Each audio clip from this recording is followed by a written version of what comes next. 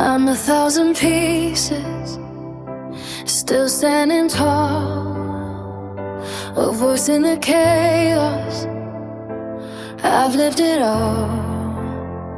I'm a wife, I'm a mother, a friend in the night, holding the broken, still holding the light. Shells in my pocket, dreams in my hands, building something they don't understand. The crafter of hope from shattered days, finding my strength in a million ways. They don't see the tears fall down in the shower, they don't know the pain behind the power. They only see me when I'm shining bright, not the battles I fight every night. But still I rise through the fire they made, through the hate, through the words they threw in my face. I'm still here, I'm still strong, this is where I belong. Mommy ramblings in my name, I built this boy full of pain. Every rambler that stayed by my side, you're the reason I survive. Still I rise, still I stand, with a broken heart and steady hand. They try to tear me down piece by piece, like I don't deserve a moment of peace. Was it just cause I didn't fit them mold, so they threw their stones and turned so cold? There are things I'll never say out loud, the kind of pain I don't need a crowd, but I carry it deep where the silence lives, and still find a way to give and give. And I smile when I go live like I'm okay, but they don't see the price I pay. I'm missing you with every breath I take, my sweet boy, my heart's still brave. But still I rose for the fire they made, through the hate, through the words they threw in my face. I'm still here, I'm still strong, this is where I belong. Mommy ramblings, this is me, careless, still chasing dreams. Every ramble that never walked away, you're the light that got me through the grave. Still I rise, still I stare, with your memory in my head. God, you carried me when I was weak, when I couldn't stand, you lifted me more times than I could ever say. You made a way, you made a way. And I've got dreams that won't let go, a foundation built, some love I know. For my son, for the words he played, I'll turn my loss into something that remains. Yeah, I rise, now I'm stronger than before. Every scar just opened up a door. I'm still here, hear me now. I won't break, I won't bow. Mommy rambling, loud and clear. This is my voice, this is my year. Every rambler, every heart, you've been with me from the start. Still I rise, still I fight, turning darkness into light. I'm still your mom, and I'll build something beautiful from all this pain.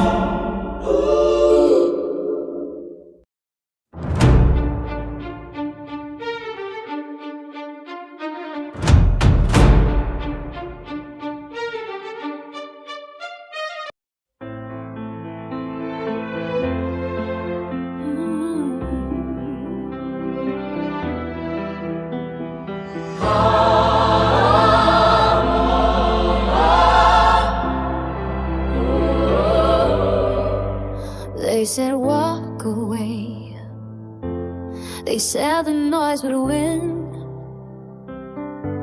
but the truth is when people stand together, no voice gets lost. No voice gets lost.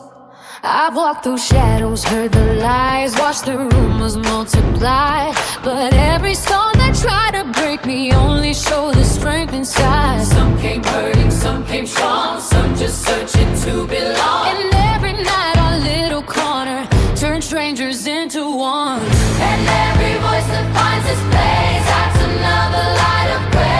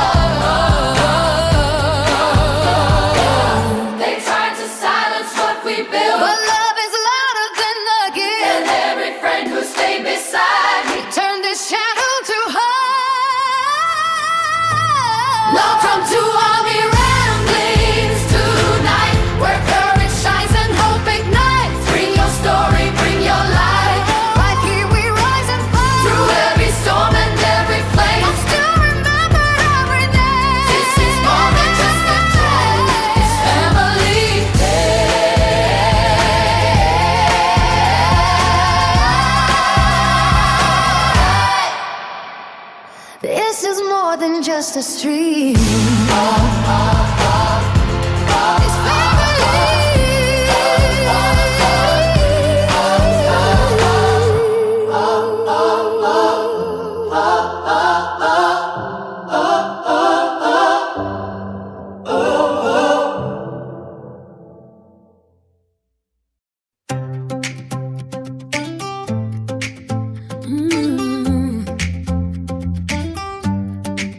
I've heard the whispers in the dark of night, the rumors flying, trying to dim my light.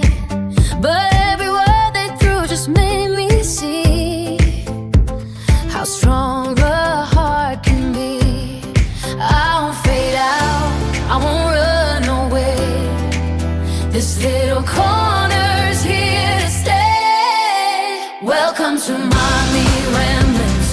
Come on in, pull up a chair, bring your story, bring your friends, we rise together, we don't stand alone. Every voice here finds a home. Through every storm, through every flame, I'll still remember every name. Yeah, this is more than just a street, it's family. Some came broken, some came strong, some just needed somewhere they belong. 1,000 miles, but still we're side by side, right here every night. And every day the circle grows. More hearts, more hope, more souls. Welcome to Mommy Ramblings. Come on in, pull up a chair, bring a story, bring your friends, we rise together, we don't stand alone. Every voice here finds a home. Through every storm, through every flame, I'll still remember every name. Yeah, this is more than just a street, it's family. They tried to break me with the lies, but truth is louder when we rise. And every hand that stayed with me built this community. Welcome to Mommy Ramblings. Hear the call, a place where every heart belongs to all. We rise together, we light the way, growing stronger every day. Through every storm, through every flame, I'll still remember everything. Yeah, this is more than just a stream, it's family. It's hope.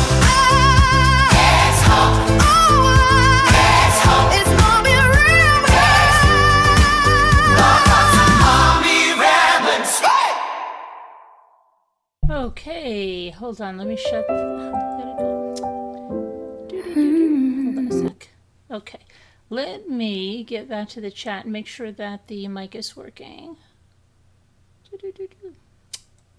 Here you are. Let's see. Gotta get this all the way to the end.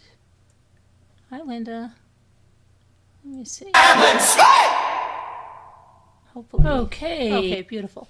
All right, so we had overcast today, and we could never go swimming because it was kind of crazy with, is there going to be a storm? Is there not going to be a storm? Even walking around the lake was dicey. So, but it cooled down. I mean, it's not cold yet. Tomorrow's supposed to take a dive. I just hope it's not going to be like August, last August, where it took a dive and it never came back up. Jimmy says no, it's going to be 79, it's going to be 80, whatever. So there's some 4th of July mishaps. There's some pythons. Over 8,000 pounds of invasive pythons were taken out of a Florida county. Another reason about Florida. But anyway, so invasive pythons. And then I want to talk about now there's some Nancy Guthrie stuff about stage scenes. This is crazy. It's like they're deciding. I don't know. I question who the heck is doing all this stuff. Okay. So there's that, and then I wanted to do a check-in on the Clancy case because we're 15 days away from the start of the trial. And what was the other thing I wanted to talk about was Taylor Swift. There was some drama. Of course, there's drama at the wedding besides the police that went to the Daily Mail or whatever. Who knows? Even if that's true, I question the just so many things today. And and then there was a plane that crashed into the East River. What else do we have to talk about? All those things. And let's see if there was anything else. Oh yeah, there was another woman, family annihilator, killed her 2 kids, then herself. I don't know what is going on with people. They're losing hope. Okay, they are losing hope, and it's easy. I mean, there's been a lot of things. I don't want to get political because I'm not going to go political, but there's a lot of people that are really, really affected by things in the economy and changes in things like student loans and things like that cause a lot of people to really despair, while people in the government on every side are raking it in. So I'm just saying that. That's what I'm saying. A lot of people are in bad places. A lot of them had to cancel their vacations, even if they were road trips, because of the price of gas. And yes, it's come down some, but when it was up, people that had to go to work and people that had to use gas, that just cut into whatever they're making. So, not a good situation. Anyway, so we're going to talk about, there's that why they, well, actually too, annihilations also are very common, like in August, when you're going back to school, and then around the holidays, and it's bad. People are,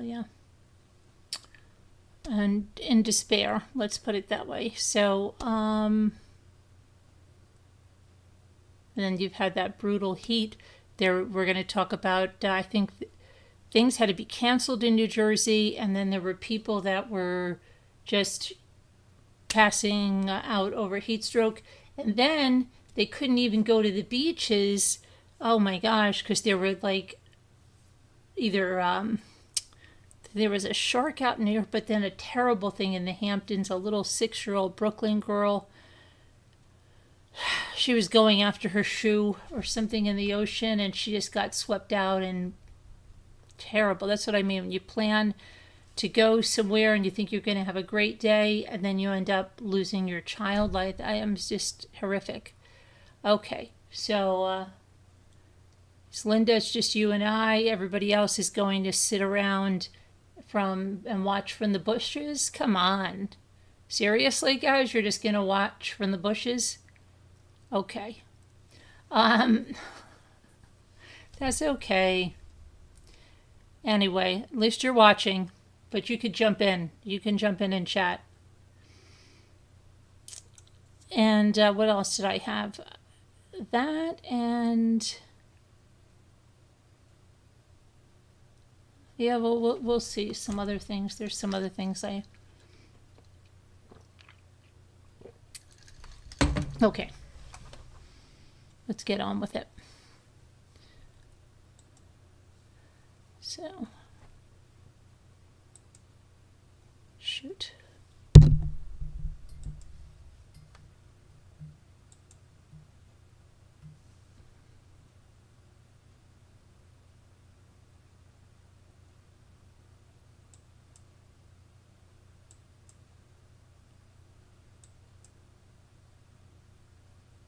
There was a Delta flight that was struck by fireworks while landing in Chicago. There was 2 other planes, I think, last week that were struck by drones.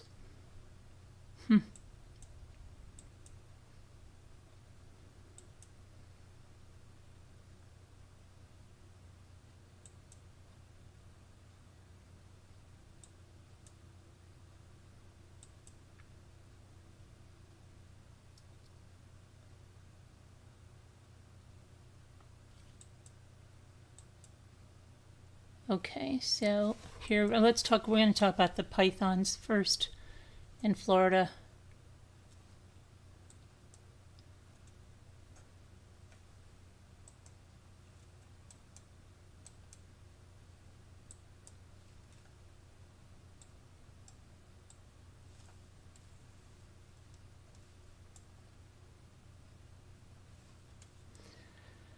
All right, so there's been a massive python haul. The researchers have removed 8,080 pounds of Burmese pythons from Collier County and one of Florida's largest targeted extractions.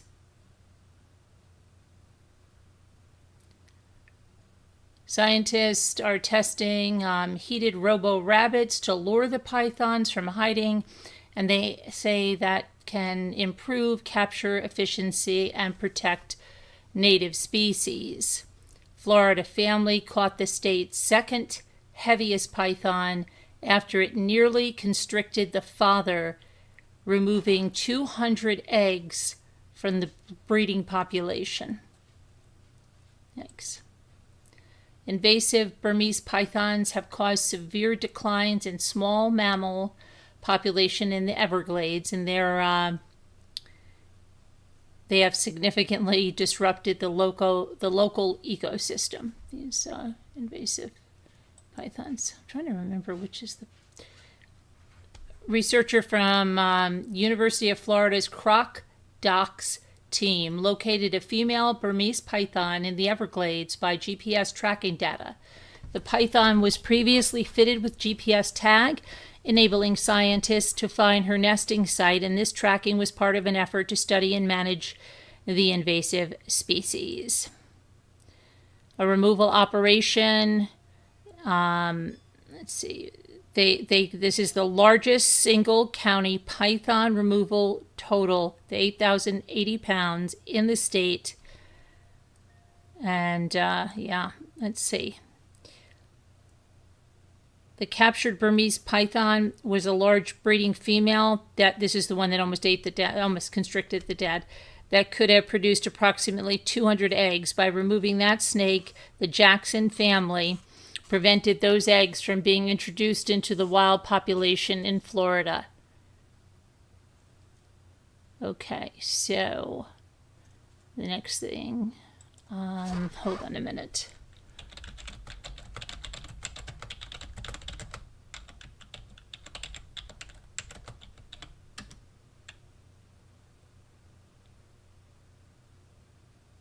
Okay, so now you might ask, what are they doing with the pythons? Because they're an invasive species, caught pythons cannot be released or transported alive. So they are legally required to be humanely euthanized on site. And afterwards, the carcasses are collected to be used for university scientific research and turned into leather products or disposed of in local landfills. So 8,080 pounds of that.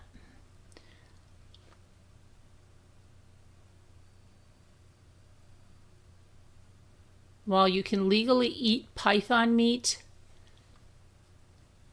officials are warning against it due to the dangerous high levels of mercury found in wild snakes. They have high levels of mercury, guys. Okay,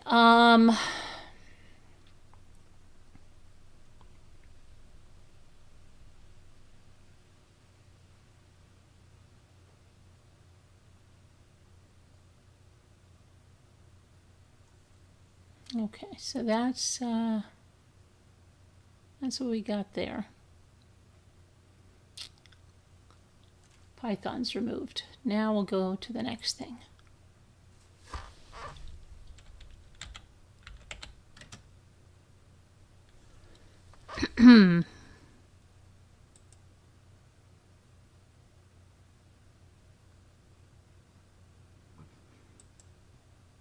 Let's talk about that plane that went into the East River.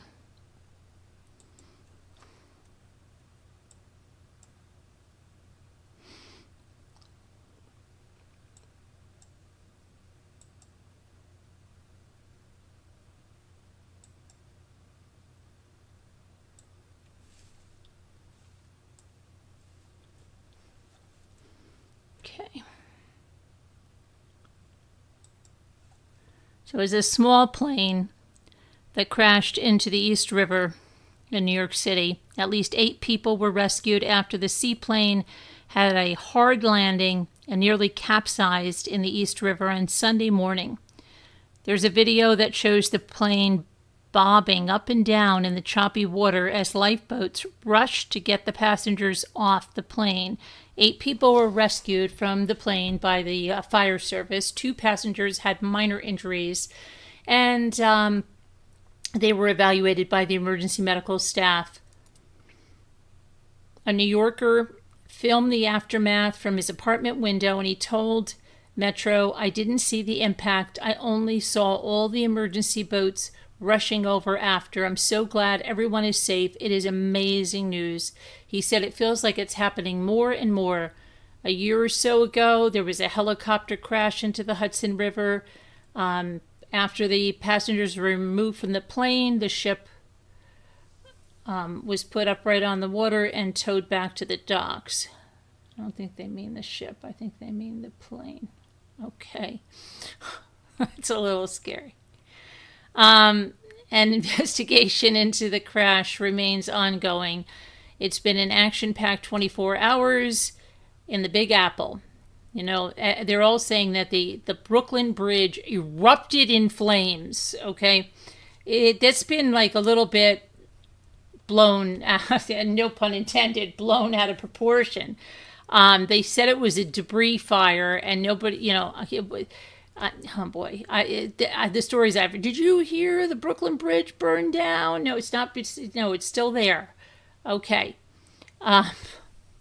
Anyway, footage on the 4th shows the thick black smoke. Yeah, well, I'll tell you, I was on the lake. We had thick black smoke. That's what happens when you have fireworks. And last night, for some reason, that black smoke was more than I have ever remembered. It was like the air was heavy.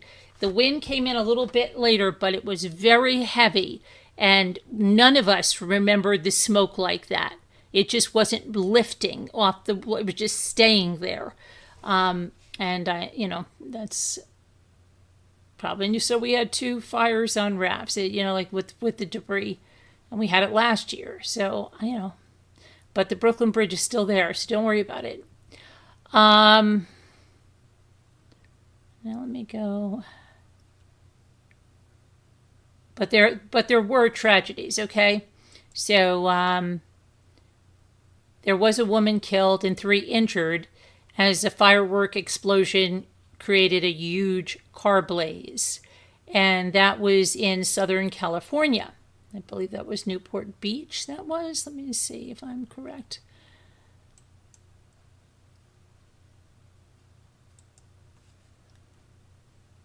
Yeah, you don't think that people would, if the fireworks go off or in a car or around a car. Okay, so let's look at this.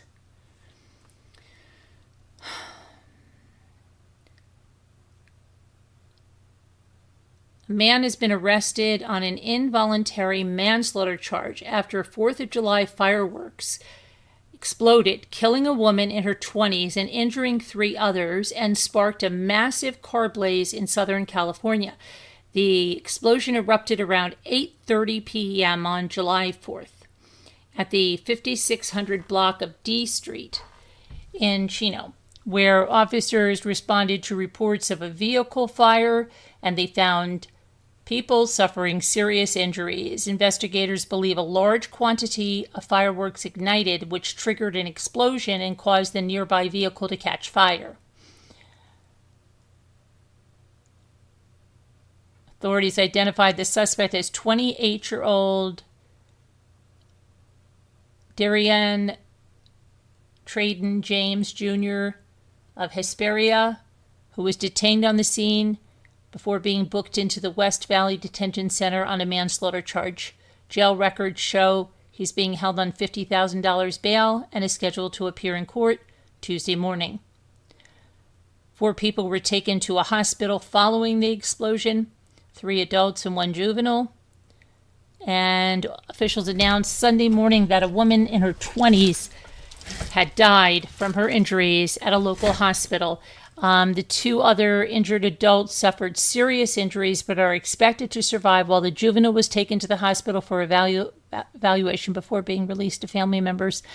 And based on the preliminary investigation, detectives believe that a large quantity of fireworks ignited, causing an explosion, confirming the blast also caused the vehicle to catch fire. So yeah, there's always it's sad, right? People go out to have a good time and things happen. Okay.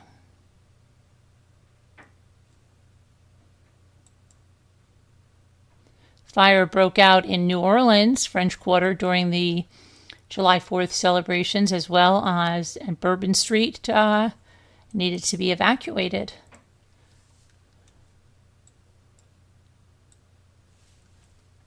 It's all fun and games until. So the fire broke out in the French Quarter Saturday night, and it was right amid the 4th of July festivities, and it caused the evacuation of Bourbon Street. An underground electrical transformer exploded, which caused the blaze. So it really wasn't with the somebody's fireworks. Officers were called to the intersection of Bourbon and Conti Streets, 2 famous popular French Quarter roadways, at around 10:36 p.m. Following the explosion, the fire broke out in the middle of the road, which prompted the evacuation. The area where the explosion occurred and several blocks around it also lost power, including parts of Canal Street, per the outage map from Entergy. Both the New Orleans Fire Department and Entergy were at the scene. No injuries were reported as of 11:35 last night, and drivers and pedestrians said that they can expect road closures in the area as the authorities work to secure the scene and get it all cleaned up. But I'm sure it's probably all finished by now, so you're all good to go. Okay, and then there was that lightning strike that in Florida where the swimmer was killed. And didn't I just say the other day, have I ever heard of a swimmer in a lake getting hit by lightning? But it's something we're deathly afraid of. And they just said that, the swimmer, I think she got struck when she was swimming. You would think it's on the beach. That's why Sandy and I were on the beach. It's so scary that we were out there. Oh my gosh. God was with us for sure.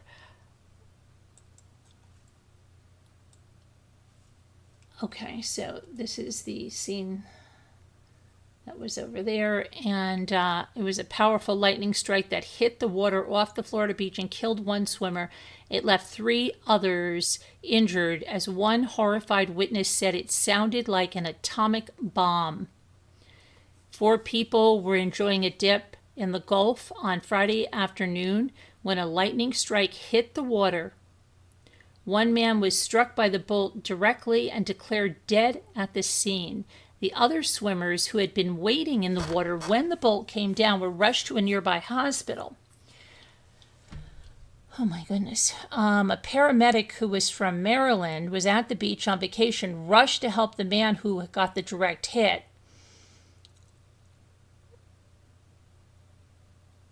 And let's see here. What happened?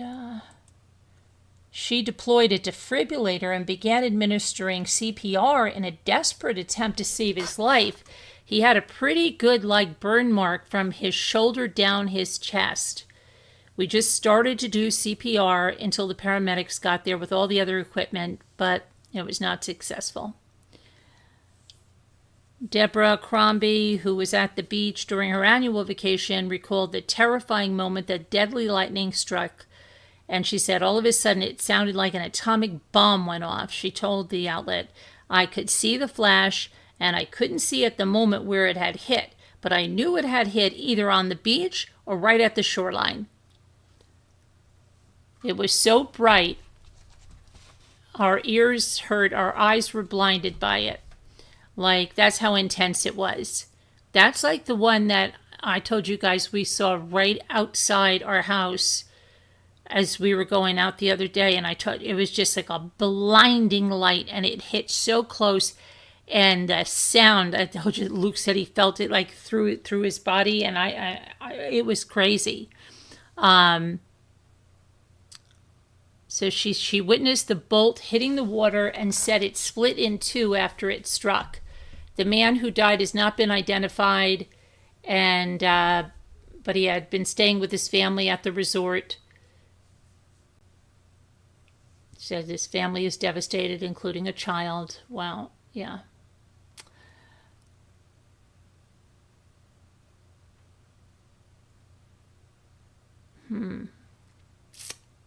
Crazy, yeah. I still think about that one last year. It's crazy. Okay. The Lee County Sheriff's Carmine Marceno urged residents and visitors to be vigilant of the weather. We urge all residents and beachgoers to monitor the weather prior to going outside. If you observe lightning in the immediate area, stay out of the water, seek immediate shelter, and stay clear of loose or tall objects that could pose a risk or an injury. Now, remember last year, there were so many people getting hit and killed by lightning all over the place. That's another reason why I was like, why are we out on the beach, the lightning? Okay. Thank God we were okay.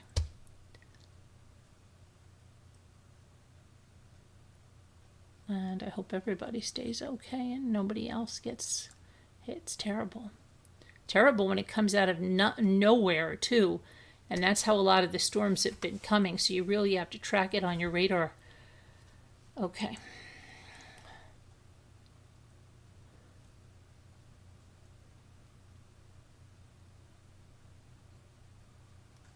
What else?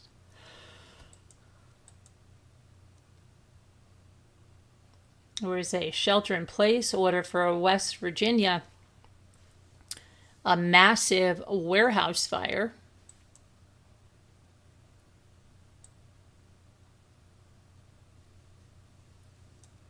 So let's see what's happening already with the Taylor Swift drama, okay? Travis Kelce's ex-girlfriend, Kayla Nicole, posted a cryptic message, on social media after her ex-boyfriend got married to Taylor Swift. So let's see what she's doing, okay? But this isn't even... There's also some drama of leaked pictures and, all the good stuff. So Nicole, who dated Kelsey off and on for about 5 years, hasn't been shy when she was discussing her relationship and how fans have been treating her since he started to date Taylor Swift in 2023. She said, I would be lying if I said that level of hate and just like online chaos didn't impact me. It does, even to this day. She said on an episode of Unapologetically Angel, a podcast last year, you can go to my most recent post and it will be people debating each other why I am worthless and I'll never be a talented person and I have no career. So she posted an image of a sunset with a caption that said, "Look at her." Okay, so let me see. She posted this right here. Let's see. Most men would be like, the women are the ones that are reading into this, and most men are like, I don't see anything wrong with it. You know, like, because a lot of guys can't read into a lot. You know how women are. All right. Some took the caption as a potential shot at Swift, who has been accused by many of grabbing as much attention as possible with her lavish wedding in the middle of New York City on a holiday weekend and inviting every celebrity you can think of to an A-list affair. It seems many celebrities attended the Taylor Swift and Travis Kelce wedding in secret, but are now openly revealing that they attended the event. Why? Incentives. They think the celebrities keep secrets because they value their private lives just like anyone else. The truth is that for a Hollywood star, a secret is usually just an investment. that hasn't been cashed in yet. She's craving attention as always, someone said. Meanwhile, they want to know, what do you think of this post? Look at her. I don't know. I really don't know what that's supposed to mean. Look at her. Okay. And Newport Beach. Yeah, that's what I wanted to talk about with the 4th of July, okay?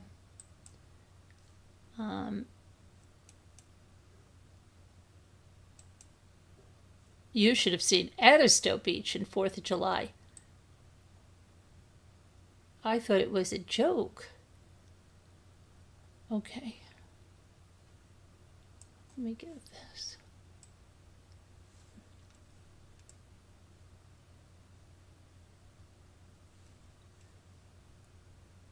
Newport Beach went big for the 4th of July, but what started as another packed to the gills 4th of July celebration on the sand descended into chaos Saturday night as the large crowds of mostly young people started to clash with the police in a series of disturbances that were captured. Of course, everybody's got a phone, in dramatic videos, and they were being posted all across social media. The footage shows police officers on horseback they were charging towards the crowds that were gathered on the beach, while some officers were carrying batons and worked to disperse the groups as illegal fireworks exploded across the sand. Additional videos appear to show fights breaking out, people running through the streets, and reports of looting at the local pavilion's grocery store as the situation escalated. At least 100 arrests were made, according to the authorities, and officials have released few details regarding the full scope of the situation and the police response, but the investigation is ongoing and officials are expected to provide additional information as it becomes available. Okay. Newport Beach has become one of Southern California's busiest 4th of July destinations. It draws tens of thousands of visitors each year. In recent years, the holiday has also been accompanied by periodic outbreaks of disorder, particularly involving large groups of teenagers or young adults gathering after dark. Police have repeatedly increased staffing during the holiday in anticipation of large crowds. This year, the videos that are circulating all over social media are just an underscore of how quickly celebrations can spiral. There we are, we're getting rain. Now you hear it? Just been coming and going all day. It kind of reminds me of, like, I remember in Virginia Beach, they said if you don't like the weather, it'll change in 10 minutes. That's like Edisto too. We don't usually have that. We're having it now. We have torrential rainstorms that last a very short time, but then they come again, and they come out of nowhere. That's why I said it's so dangerous, because I was out in the middle of the lake 2 times. So right after I got out, there was a big thunderstorm. Okay, so anyway,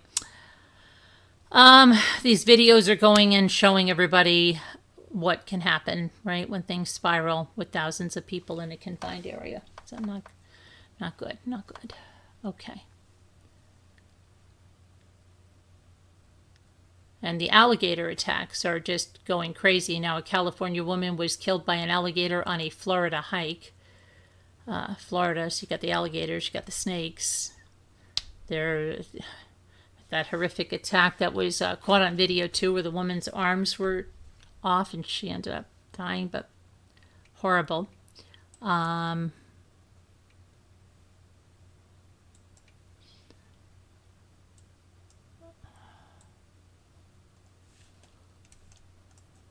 We have this woman right here. Last Sunday, Brittany Clark, her boyfriend, and a friend went hiking in Little Big Econ State Forest, which is a 5,000-acre park near Orlando. And while they were on a hiking trail, they took a break to swim. Oh my gosh. You know, and I shouldn't even say it. I remember when we were in the Fort Lauderdale area, when I was a kid, and my parents, we had another place down there, okay, we used to go to, and my sister and brother would go water skiing, and they would take them out into some lake somewhere in Florida. I mean, that was just crazy. You think about it now.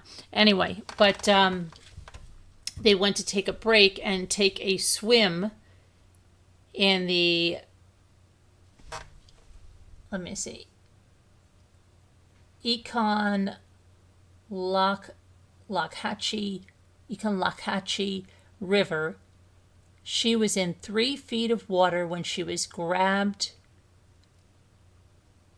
by an alligator, which bit both of her arms. Oh, this is that woman. Oh my gosh, yes, this is that woman. It bit both of her arms. The boyfriend was the one that made the call for help. Florida Fish and Wildlife spokesperson Chad Webster said he was trying to get her from the alligator's mouth. When first responders arrived, Clark was badly wounded. She died en route to the hospital. She graduated from John F. Kennedy High School in Sacramento. According to Florida news outlets, she was living in Orlando while working for a construction company that does road projects throughout the state. She loved her job. She operated a bulldozer, running a dirt crew, loved going out on the water every chance she could. And that's according to her boyfriend. Never in a million years would they have seen this nightmare coming. Florida wildlife officials caught 2 alligators in the area of the attack, a 13-foot animal and a 12-foot one. They were both euthanized, and tests are being done to see if one was responsible for the attack. My gosh.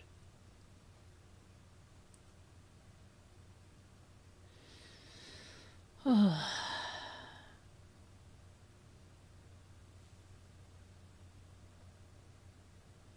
There's another, let me see here.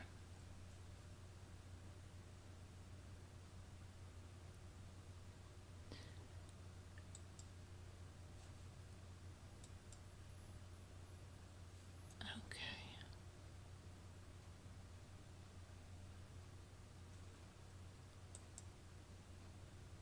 What we've got.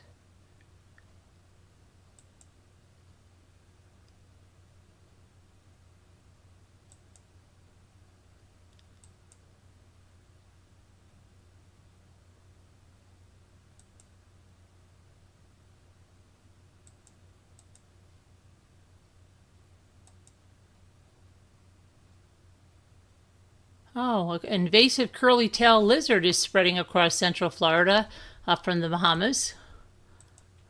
That's what they need.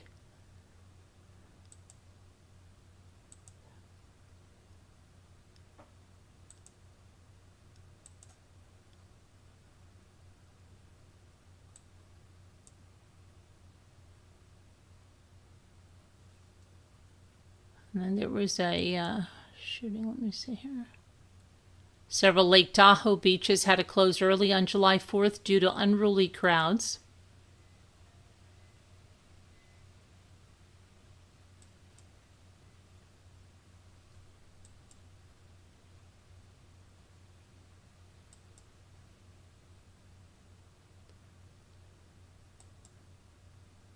Okay, let's see what we got here.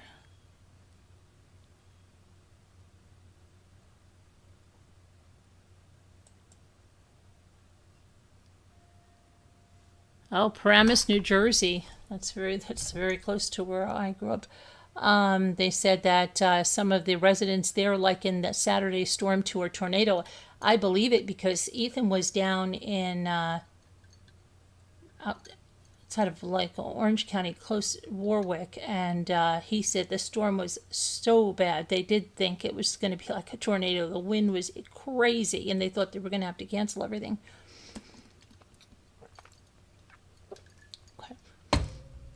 Let me see here.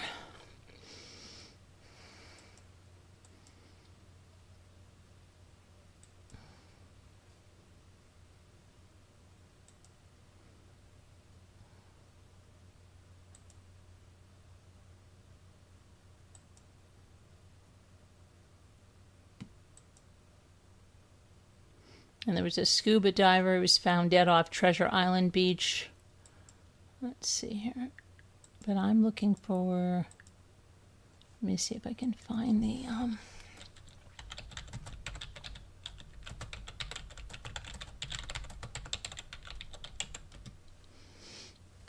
Okay, yeah, I'm going to tell you about this one mom who fatally shot her kids and then turned the firearm on herself on July 3rd in a Houston hotel room. So they were at the Residence Inn by Marriott in Houston. Hold on, let me get this.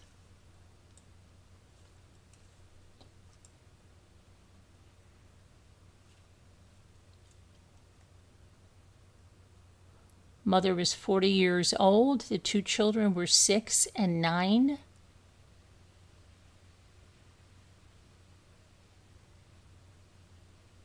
And they were all found dead in the Texas hotel room on July 3rd.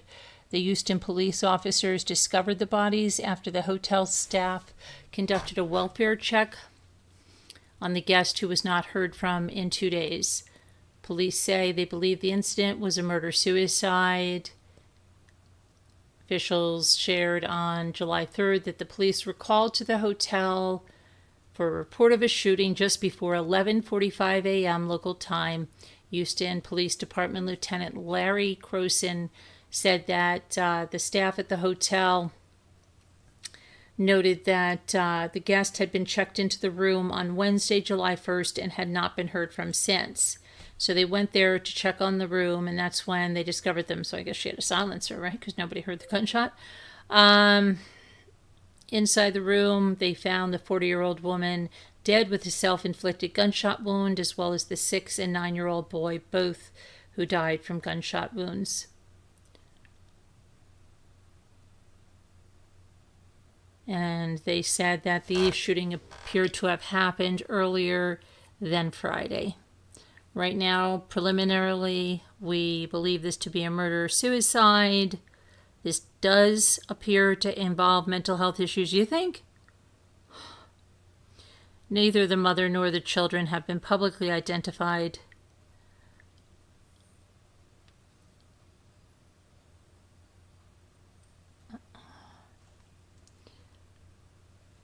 Very tragic incident today. Police said 2 children, unfortunately, killed at a very young age. Terrible. My stomach is grumbling. I didn't have my yogurt today. That's probably what it is for. Stop. Okay. Now I told you that one. Let me see. I'm going to just go check the chat and see who's there. And let me see. Okay, hi, the bee lady. How are you? No, it wasn't on a hiking path. They went into the river. Hi, Frilly. How are you? Jen Grill, hi. Yeah. Hello, Video Reel. And this year there have been more bad storms and lightning. Yeah, but last year was a really horrendous too. Yeah, was. Okay, let me get a drink. And there comes the rain again. Alrighty, I think there's the winds of change they are blowing because they're gonna cool the temperature down. All right, so your phone, what's happening? Oh, yes, we're being good. We're very good. We're so good. Okay. Let me go back. We have to talk about the drama, and then yeah, there were 8 people who were injured, and including 4 children, at a mass shooting on Coney Island amid the 4th of July celebrations.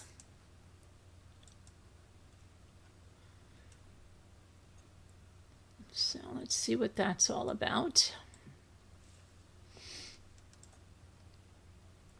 Right there. Okay. And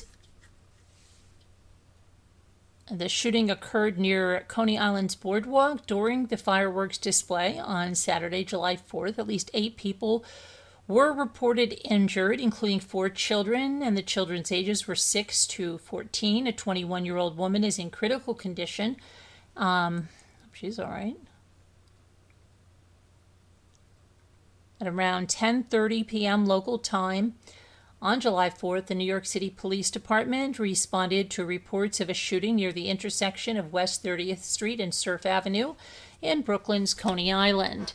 8 people were injured, including 4 boys ages 6 to 14, 2 men aged 33 and 37, and 2 women aged 21 and 25.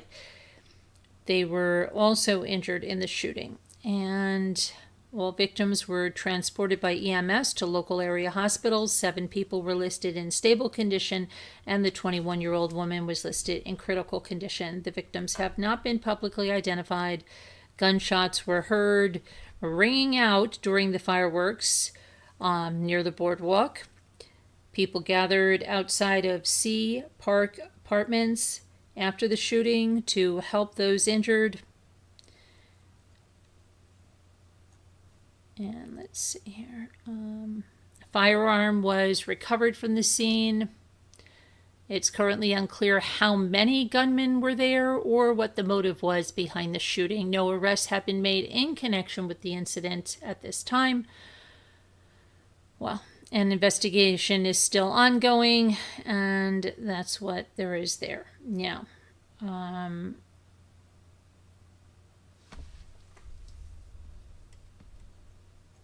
okay, go back now to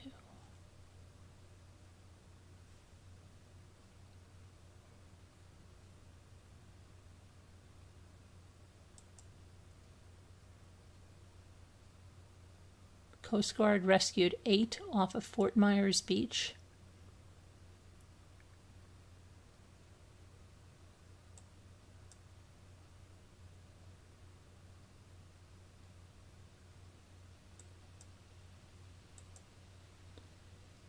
DC experiences a code red air quality after the massive fireworks display. Code red.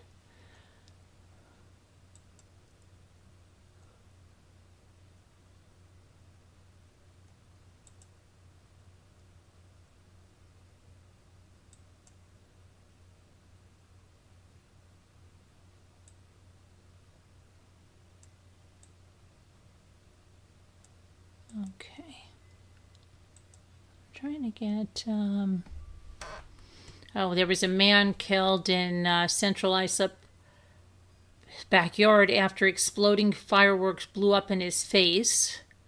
You always have that, right? Somebody that's trying to just have a good time, and well, there's alcohol and stuff and fireworks. They're not a good mix either. I'm not saying that is here, but yeah. But police in Suffolk County are investigating after an exploding firework killed a homeowner during a 4th of July party. Gabriel Ruiz Arresto, 37, was killed after the firework blew up in his face and struck him in the head. He died at the scene. It happened in the backyard of the home on East Sycamore Street at around 9:30 p.m. on Saturday.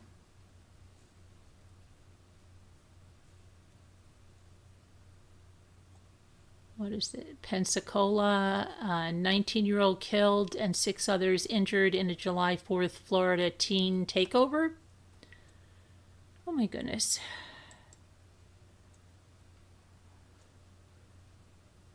Okay, let me get this up there.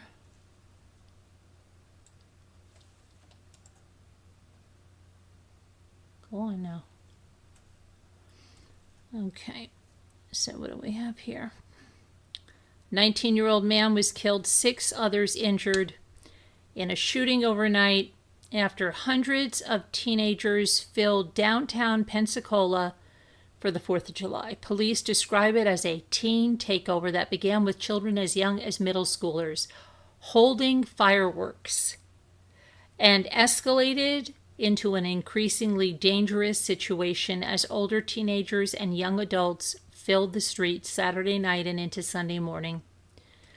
Officers responded when shots were fired shortly after 1 a.m., and they began providing medical care to the injured victims that were on the ground. Despite efforts to save a 19-year-old with CPR, he was pronounced dead at the scene. According to the police, Pensacola Police Chief Eric Winstrom said he met with the victim's grieving mother, saying she deserves justice and she deserves answers, and we're going to do everything we can to get those for her. The 6 other victims range in age from 16 to 26. They are receiving medical care at various hospitals, and they are all expected to survive. Police are now asking for the public's help in finding one or more gunmen responsible for the shooting, which they believe was targeted.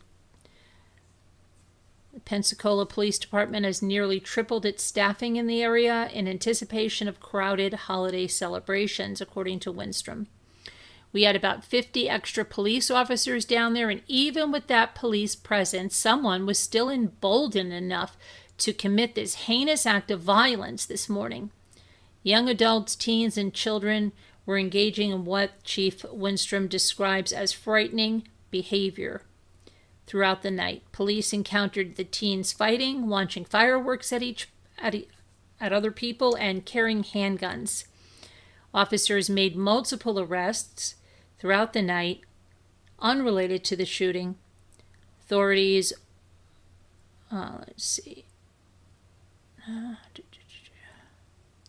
it isn't just Pensacola cities, it's around the country, including Orlando, Washington, D.C., and New York, have been grappling with how to respond to the recent trend in teen takeovers, which are often organized on social media or through mass messaging. Some areas have moved to establish curfews for younger residents. Winstrom urged families in the community to keep track of where their kids are and to work to keep them away from potentially dangerous situations. Be involved in your kids' lives, Winstrom said. Okay.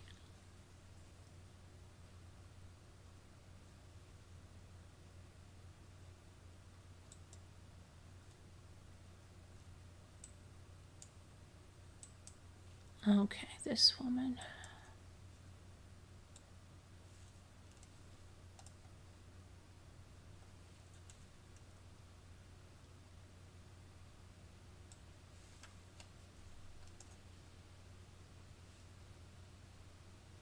Okay, that woman right there.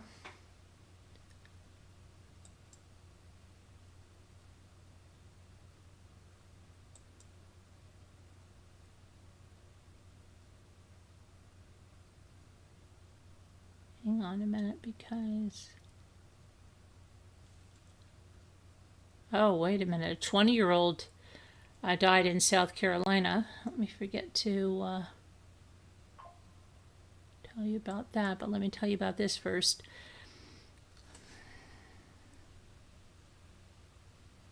Former Surfside Commission candidate is accused of gunning down her terminally ill uncle for an inheritance, but she's maintaining that her uncle's death was a suicide, and she wants the charges against her dropped. During an hours-long hearing on Monday, Shannon Gallagher, who's 56 years old, argued that Broward Circuit Court Judge Ernest Colra should dismiss the charges against her because police mishandled key evidence that could have cleared her. Gallagher is a licensed attorney in California, and she's representing herself, so I guess she has a fool as a client. Gallagher ran for a seat on the Surfside Town Commission, but lost the election, which was held days before her uncle's death. The person he trusted most stands before you accused of these heinous crimes, Gallagher said during the hearing. We have digital evidence that proves the other digital evidence was destroyed. Gallagher is accused in the March 21st, 2022 killing of her uncle. Her uncle is Thomas Arthur Burke, a 74-year-old who was dying of cancer while in hospice care at his Fort Lauderdale home. Burke signed a new last will and testament on March 18th, a few days before his death. In his will, Burke left everything to Gallagher. The will also banned his daughter, 2 sons, and grandson, and ex-wife from inheriting anything. Gallagher said Burke had left about $15,000 and that the will had a provision that the heir could sue for wrongful death.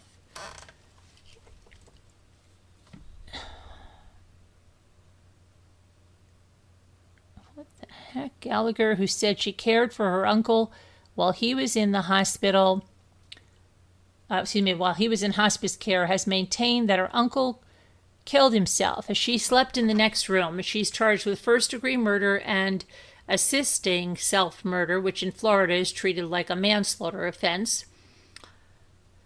Whether prosecutors are alleging that Gallagher pulled the trigger or assisted Burke, it's unclear. Although they raised both theories when they charged Gallagher, her trial is set for November 6th. And during the hearing, Gallagher called to the witness stand a former detective turned consultant and digital forensic expert, both of whom testified about the police's handling of the crime scene, most notably the home security footage. Burke's home had several interior security cameras, including in Burke's bedroom, where he died. Police, however, never preserved those recordings, she said. Instead, at the scene, detectives looked at snippets of surveillance videos stored on Burke's phone. According to the court records, detectives said they did not preserve the videos because the video clips on Burke's phone were several days old. Investigators also did not seek to preserve the footage directly from the security camera company, leading to the videos being destroyed after 30 days.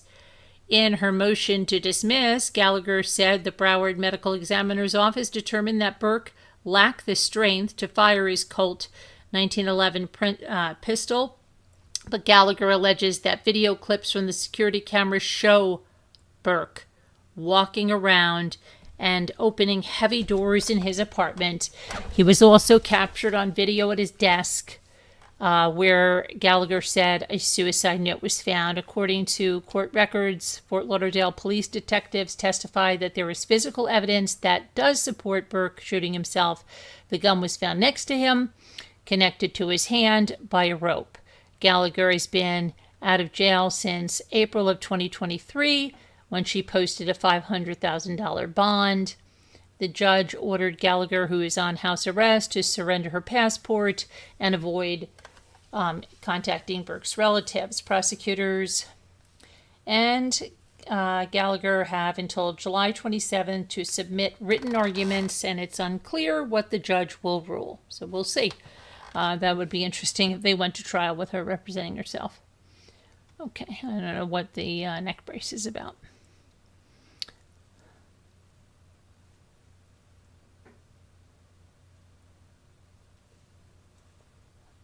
Okay, back again. All right.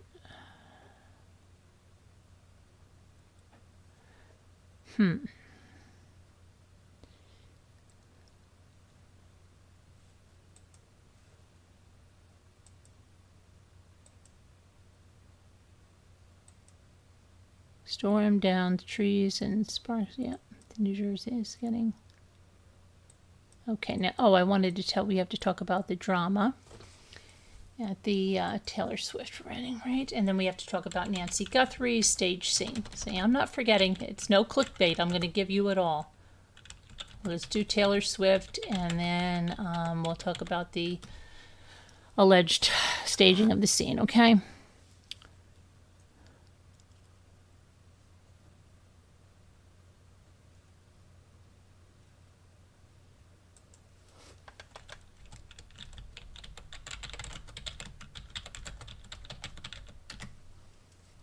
Alrighty.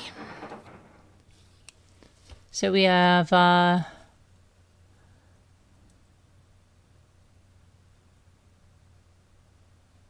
were there leaked videos?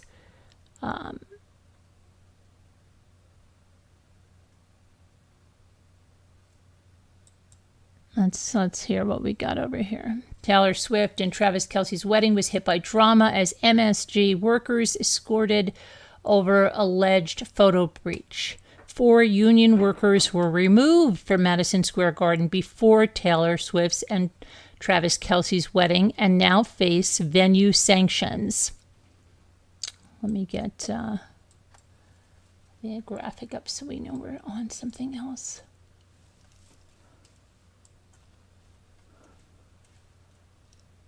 Okay. Reports emerged after this ceremony revealed that several union workers were removed from the venue over alleged unauthorized photos when new details about the couple's wedding decor and ceremony have also surfaced. At least 4 union workers were escorted out of Madison Square Garden one day before Swift's and Kelce's wedding. One source claimed 2 stagehands were removed for taking pictures, while another source said the total now is 4. Even TMZ reported that some workers were fired for breaching non-disclosure agreements. But another source says they were not dismissed entirely. A source explained that because the workers are employed by the union rather than Madison Square Garden, any termination would have to go through arbitration. Instead, they're going to face sanctions and will no longer be permitted to work at the venue, though they may continue working at other venues within the MSG conglomerate. Let's see. So, another report from a Bloomberg News reporter, along with TMZ, saying that law enforcement personnel had their phones confiscated before they entered the venue. He said everyone entering the building was required to surrender their phones, and no one was permitted inside the arena ahead of the wedding. Security remained extremely tight in the days leading up to this ceremony. And it was previously reported that Madison Square Garden corporate employees were barred from entering the arena during the week of the wedding without being given a reason. Many of the approximate 1,000 wedding guests were also required to sign NDA agreements prohibiting them from sharing details of the ceremony. However, the couple's closest friends and family were not asked to sign NDAs, with a source saying protecting the couple's privacy has always come natural to those in their inner circle. Despite the strict security, there was a leaked video that the Daily Mail got. Oh my gosh. The footage revealed a peach and white hallway decorated with never-before-seen photographs of Swift and Kelce throughout their relationship, alongside a large TNT monogram matching the handkerchief keepsakes given to the guests.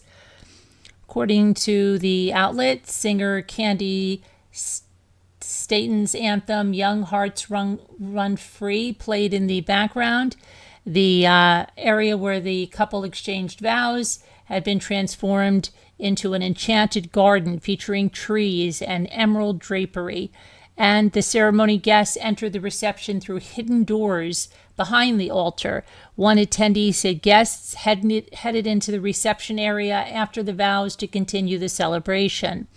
Following the event, workers began dismantling the elaborate setup, including wooden decor featuring 2 cream-colored teas, a large gazebo, orange armchairs, cocktail tables, green chairs, a chest containing games, and several arcade games.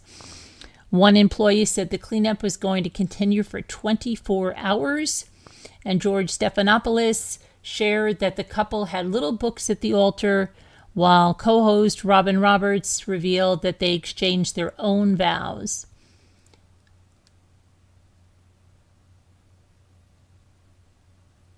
The Chiefs lineman's sister caught Taylor Swift's wedding bouquet.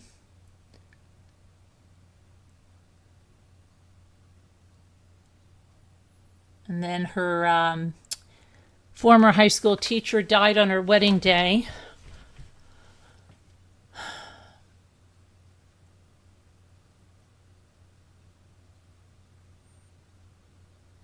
And Adam Sandler gave them The wedding advised to kiss every chance you get.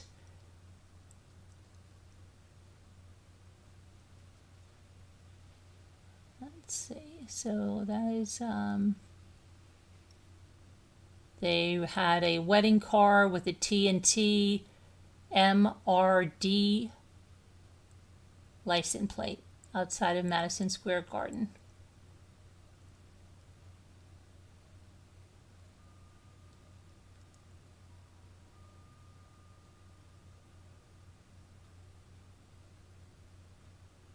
The car featured JSTNT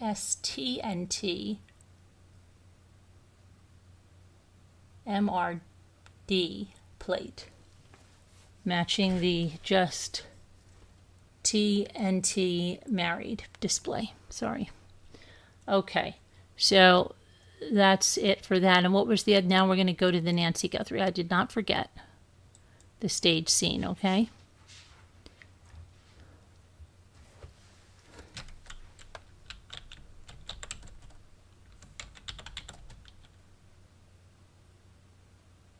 And then it looks like she had a bodyguard's death as well, Taylor, before we get off that. Let me see. Her bodyguard had... Hold on a minute. 2 deaths. The death of her former teacher and bodyguard. Oh, okay. He's one and the same. Kurt Schwabe,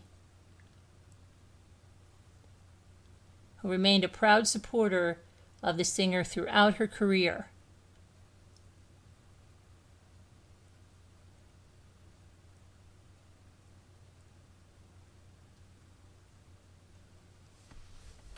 So that was that. Okay. Now, let me go to...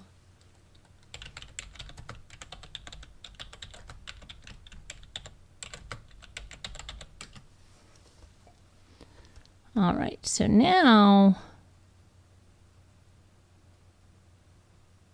this has come back up again for some reason.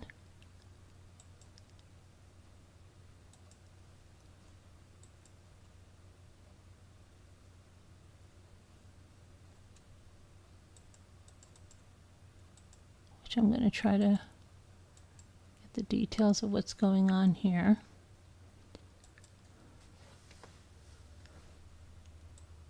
Shoot. No, no, no, no, no, no. That's not. We already did the Taylor Swift drama.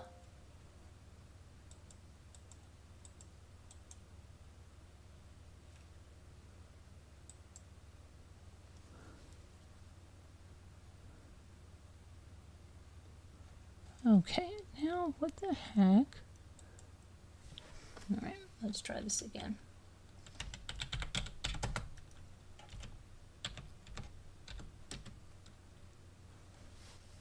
All right, here we go.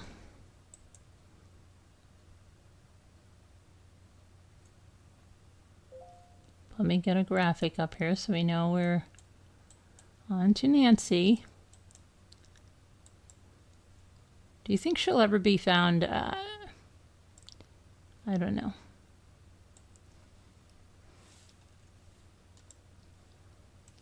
I think we're going to be talking about like, oh, that's a year, right? Or something like that. I don't know.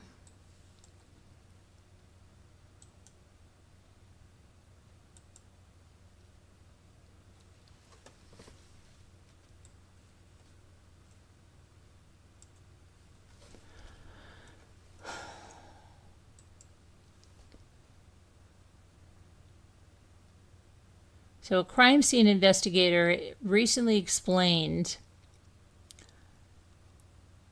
Cheryl McCollum, based in Metro Atlanta, shared her insight onto the investigation. And isn't this the one that wrote that Swans Don't Swim in the Sewers book? I think so.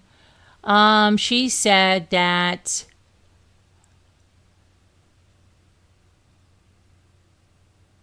so she gave some commentary. What did she say? When asked about the effects on Savannah and her siblings, Annie and Cameron, of the mixed reporting. She didn't hold back about the legitimacy of the ransom note. She said, can you imagine? Nobody's told them straight up truth.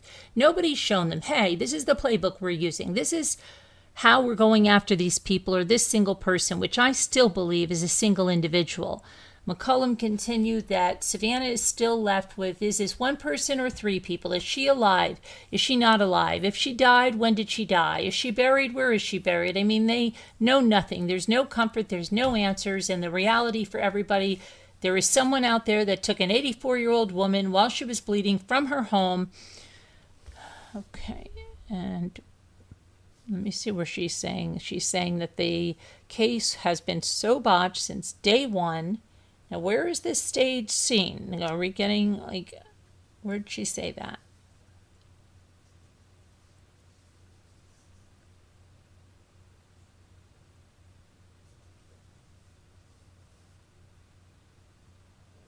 Oh, okay. Well, what is this? She's saying the case is so botched, but they're supposed to be talking about the case. Hold on.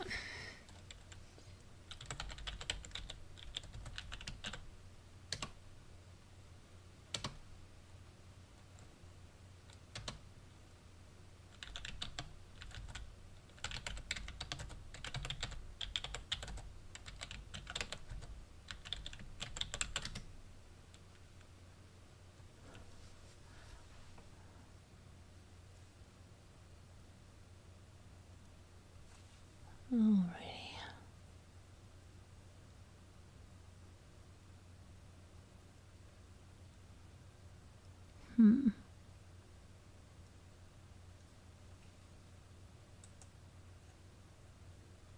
Okay.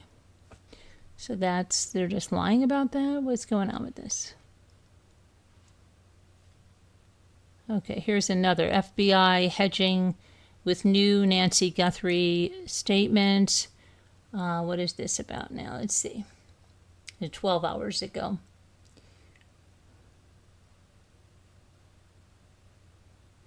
Oh, this is Garagos. We talked about this. Said the FBI appears to believe the case. We talked about Garagos yesterday, didn't we? It could ultimately be solved by someone connected to those responsible. Really? The FBI now, I think, has pretty firm control over the investigation. They believe at this point, if it's going to be solved, it's going to be solved by somebody who I always call a Confederate, or somebody who's going to give some information, Garagos said to Chris Cuomo. Let's see what else of News Nation.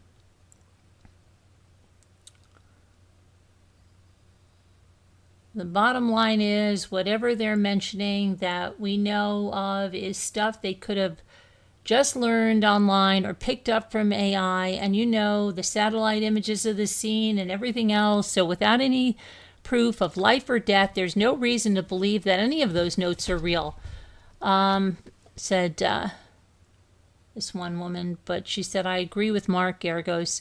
The FBI is just hedging their bets, she added. Okay. And who's the one that said the crime scene was staged? I just saw that when I...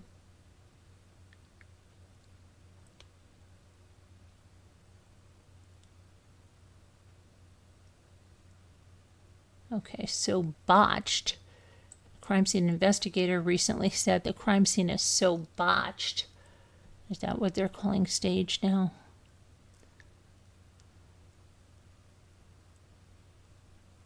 So botched, and that's Cheryl McCullum.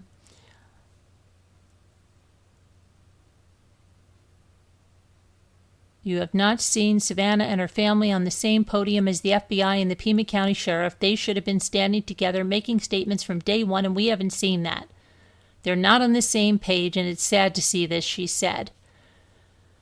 Her commentary came after FBI Phoenix shared a statement on X acknowledging that it had received several ransom notes, some of which deemed to be extortion attempts without legitimacy, while others may potentially be legitimate and are still being investigated. The Bureau added that it continues to be investigated as a kidnapping for ransom case.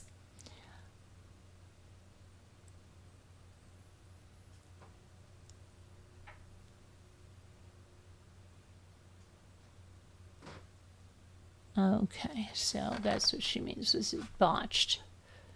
Well, I think people... That's so weird. Okay.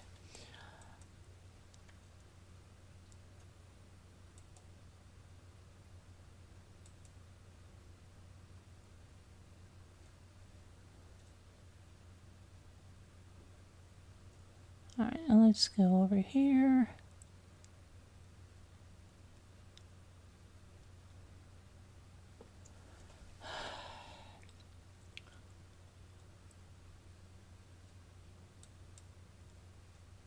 I know. I saw. I just want to check one more time to see.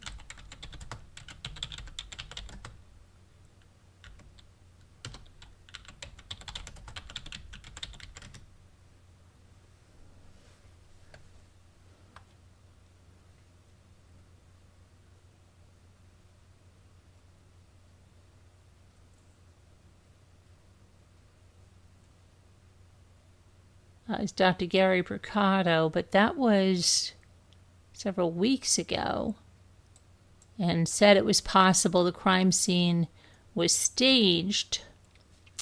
Let's see what he said about it, why he thinks that. Forensic psychologist Dr. Gary Bricado said to News Nation it's possible the crime scene was staged and the actual crime happened somewhere else. It's entirely possible that she was eliminated elsewhere and someone else goes to the house and makes it look like she was taken from the house. Well, okay. If that's the case, it changes how the case and suspect should be viewed, and then it shifts to a much more sophisticated and scheming character behind this kind of thing.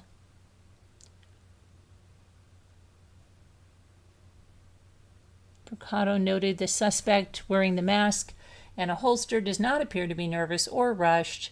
The person at the door has this remarkable coolness under pressure. It makes me wonder if she's already deceased and he's just staging the scene. The person has no reason to be nervous if it's already over. Well, we've said that many times too. I have discussed that too. Yeah, right? Bricado added that the coolness under pressure could be a sign of a sophisticated criminal.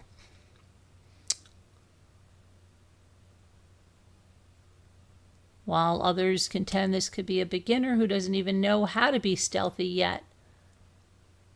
He said the whole holster dangling thing is Amateurville. And that is behavioral analyst Dr. Casey Jordan who said that. Dr. Ann Burgess, a pioneering criminal profiler, said the suspect is likely enjoying the fact that the crime has made news around the world. He can enjoy that vicariously. He's probably watching many of the podcasts. Beyond that, it's difficult to tell how much just from publicly available information. How the crime scene was handled also complicates things. It's very possible there's a lot of what we need to know was bungled by releasing the crime scene back to the family within days. Bricado and Jordan agree that kidnapper was likely local, while Burgess added that he probably didn't have steady employment. Jordan also suspects that he's in his late 20s and has likely left the area after the images came out, probably with an abrupt change in behavior like quitting a job or ending a relationship. Okay, and that's where we're going to go. I'm going to go back to the chat now. See where you guys are. Okay. Hi, Kathleen. How are you?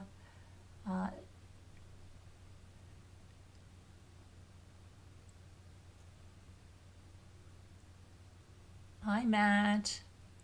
How are you?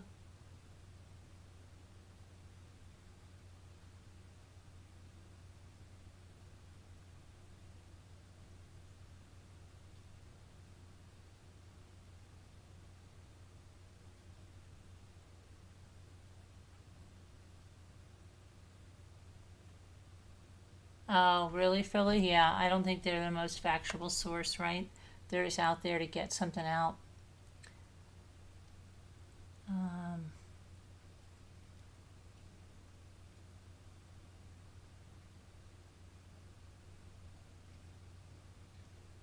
okay, you went to Coney Island? All right, let me see here.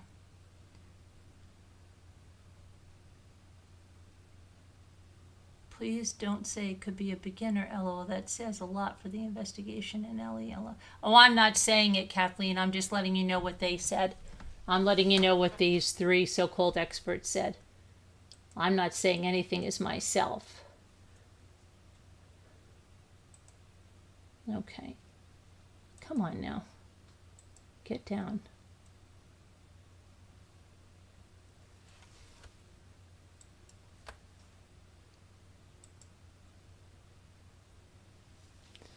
Oh. You know, I never finished the daily from last night. So we've got to do that and the new daily. I can't believe it.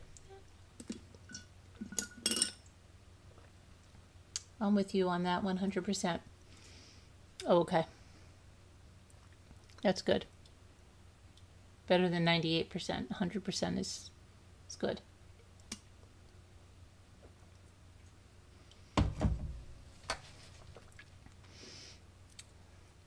So what else is going on? What else is going on? We watched a movie last night. Where's Anne? Anne, where are you? You were supposed to come to the movie last night. And you were in the fireworks, Anne. Where's Anne? Anne, where are you? Okay, anyway,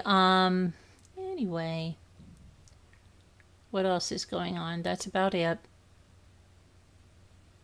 It is 12:41.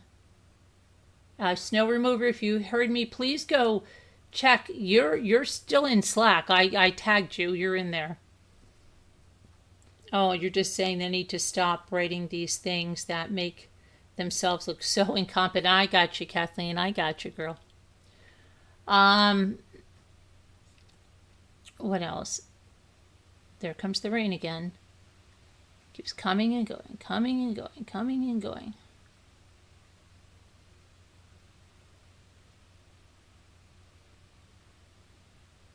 Anyway, yeah, we watched a psychological thriller called The Lost Daughter. And it was a strange movie. It really was. It was a strange movie that had like Dakota Fanning in it and Ed Harris and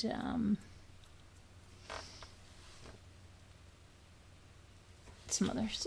But you had some serious lightning this evening. Yeah, I know. Yeah, that's what I'm saying. The lightning may be bad in places and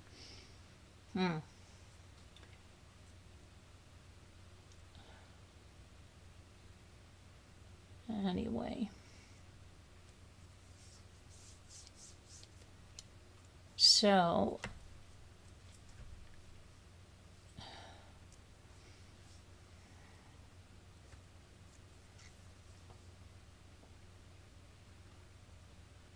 what else? What's on tap for this week? Oh, wait a second. I told you I was going to check in with the Clancy. I can't do clickbait. I'm not doing any clickbait. We're just going to take a check in on the Clancy trial that's coming up in 15 days, all right? Let me do that, because then I think I've done everything in the headline and then given the and more and more and more and more. Let's do the Lindsay Clancy. Here comes the rain. You can hear it.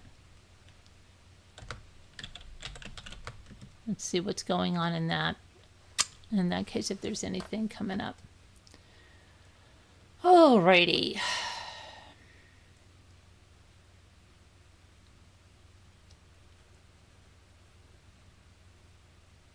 I think she's due back in, I think they're going to have one more hearing. Is it on the 13th?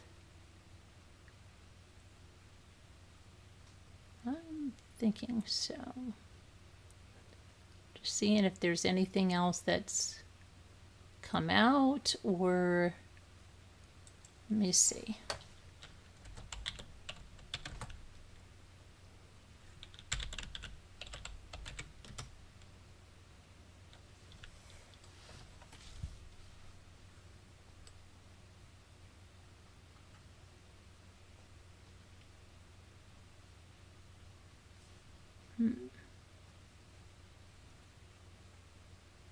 Pre-trial hearing. Oh, yes. The next hearing is going to be July 13th, which right now it's the 6th, so a week from Monday. And that's going to be the next and probably last pretrial hearing. So, and they're going to, I guess, finalize up, among other things, about any evidence that they're still deciding whether it's going to be admitted or not. Let's see. She's 35. She's pled not guilty to murder and strangulation charges, saying she struggled with postpartum mental illness and auditory hallucinations following the birth of her youngest child. Okay.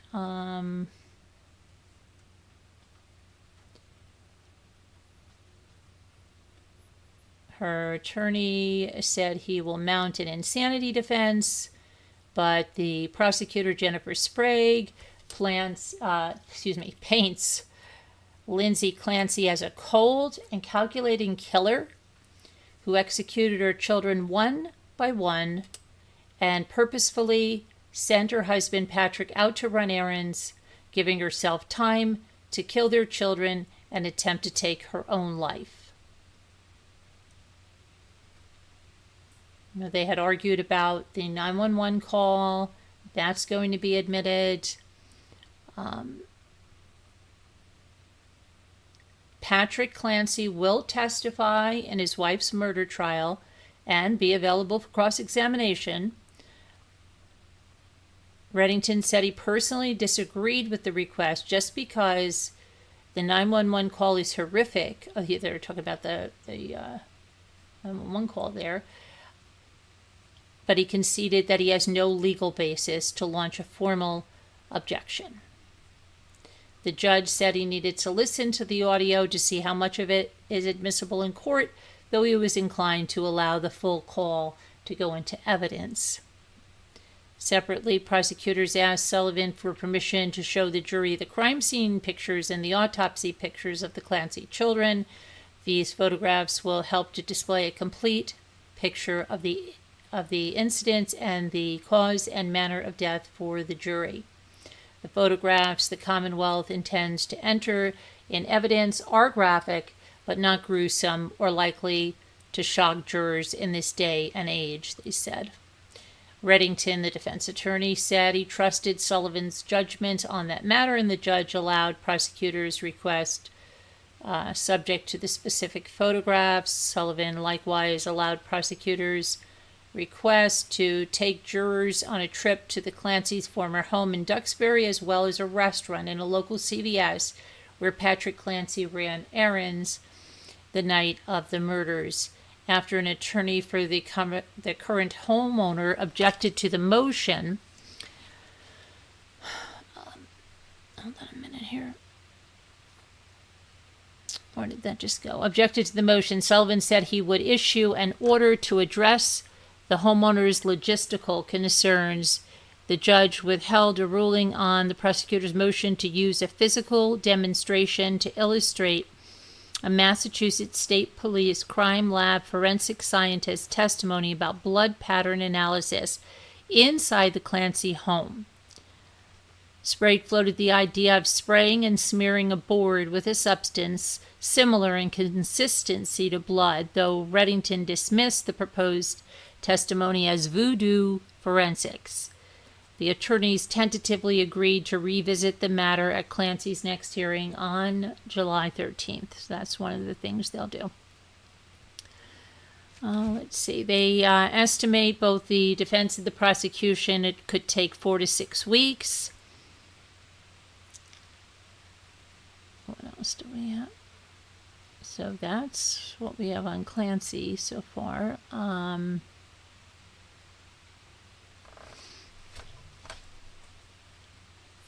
now I think, okay, now I think I have taken care of everything, so we have no complete. Okay.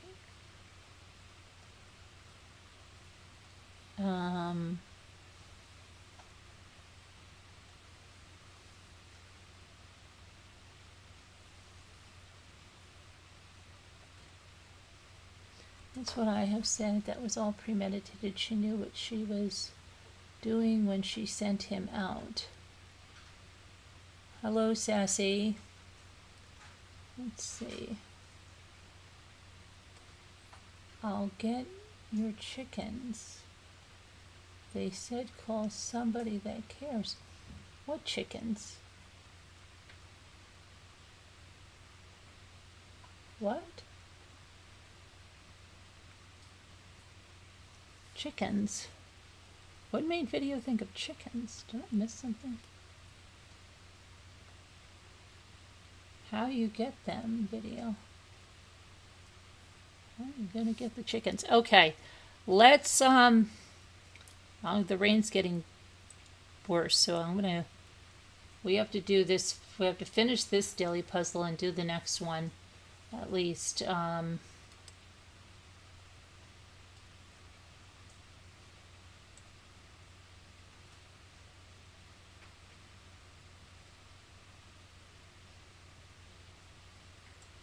I did that. Okay.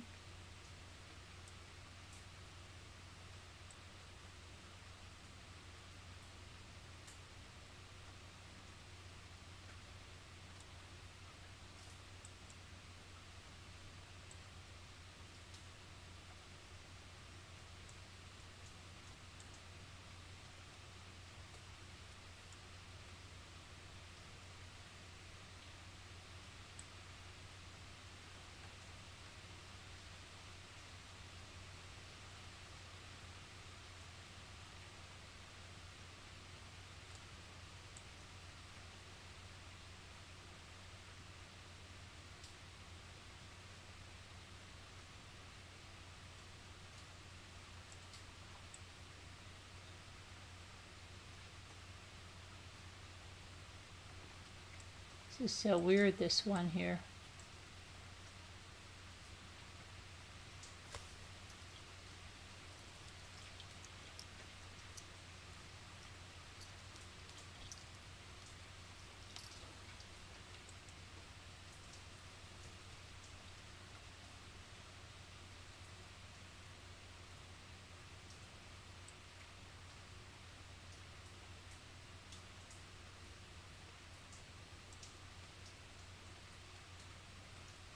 Let's see here.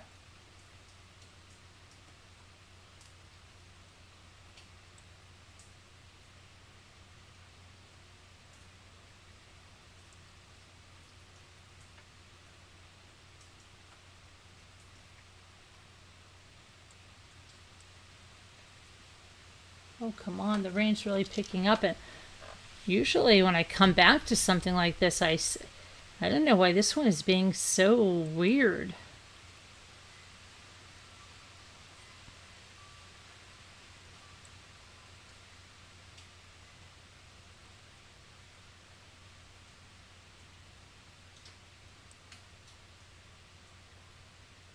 Now I just hear something like a music box playing.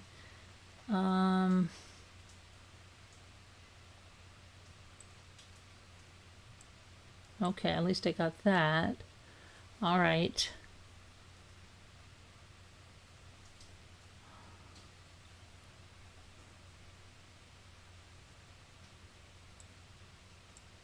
Okay, now I got that.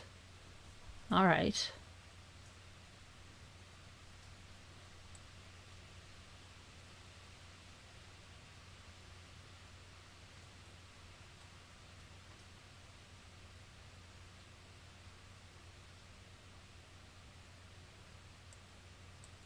It's got to be that, right? Okay. Now we're getting it. Um,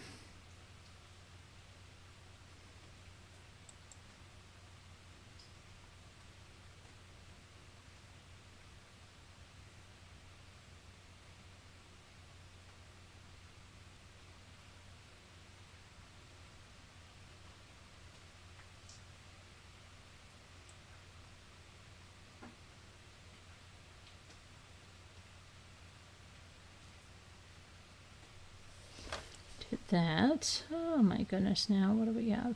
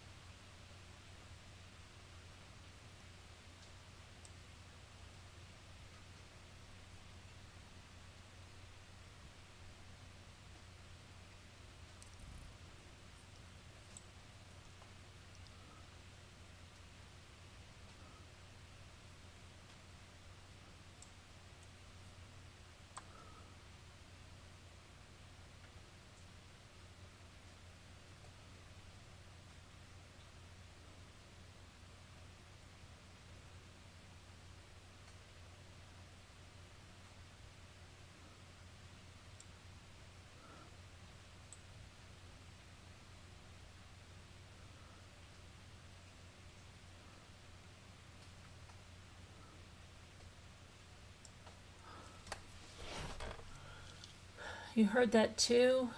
Is that a wind chime? I don't know if it's a wind chime or it sounded like it was a music box somewhere. I don't know what that. Okay, let's see here.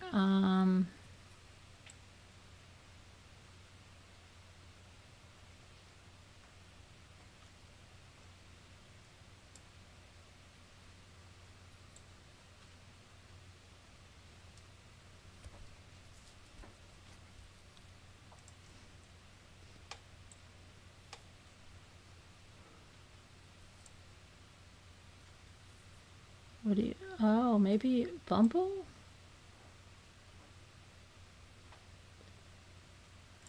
Kathleen, you got it. I couldn't. I don't know what I was saying. You got it, girl. You came in with the goods there. Very good. You got us. You got us through yesterday's daily. Thank you, Kathleen. Great job. We got to get through today's daily now. Let's see what it's like. I don't know why that one was driving me crazy.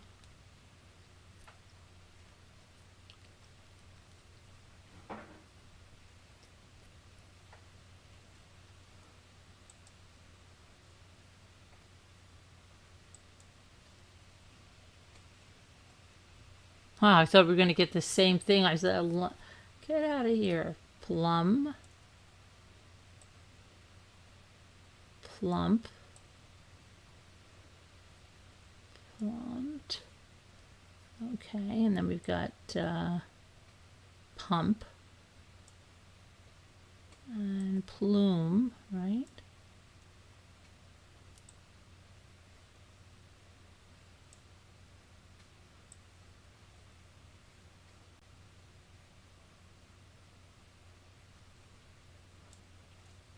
Pumped. How about elm? Oh, there's no no three-letter words. Okay. Pled. No.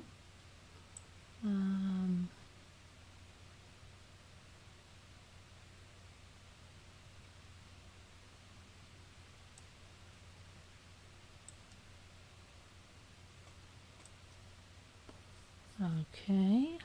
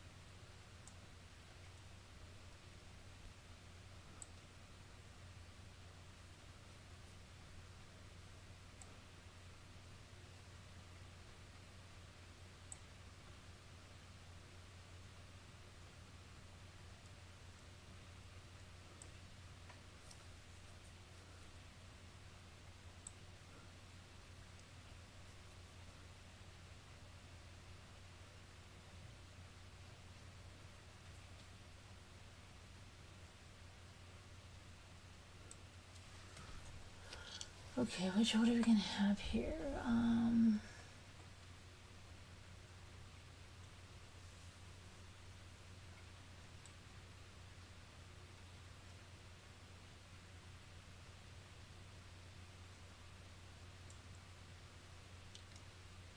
Oh yeah, lump, that's right. Hold on a minute. Lump. And how about lumped? Very good. Okay, good, Jen. And let's see. One more is going to be plump.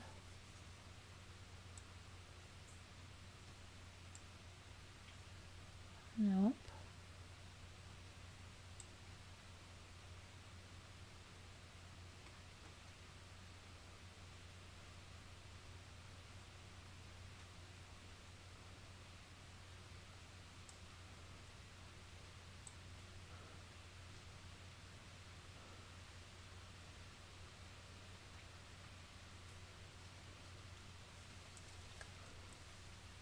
I tried pled, yeah, wasn't there.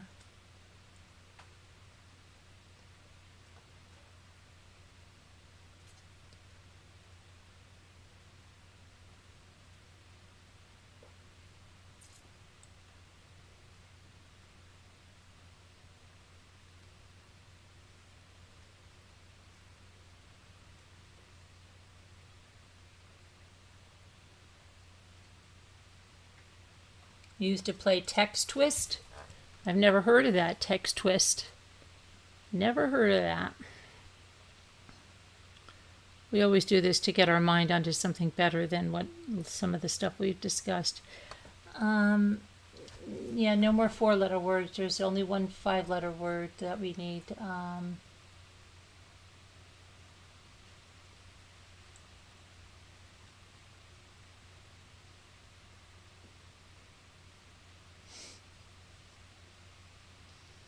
Ouch, ouch. Let me see here.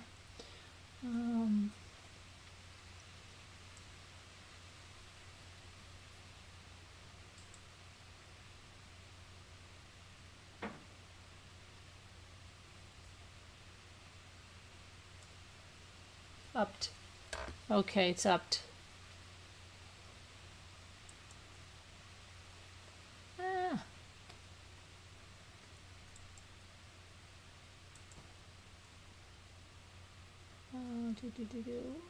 Let's see where we are on the regular game. Oh, you've got this mushroom one. Let's see.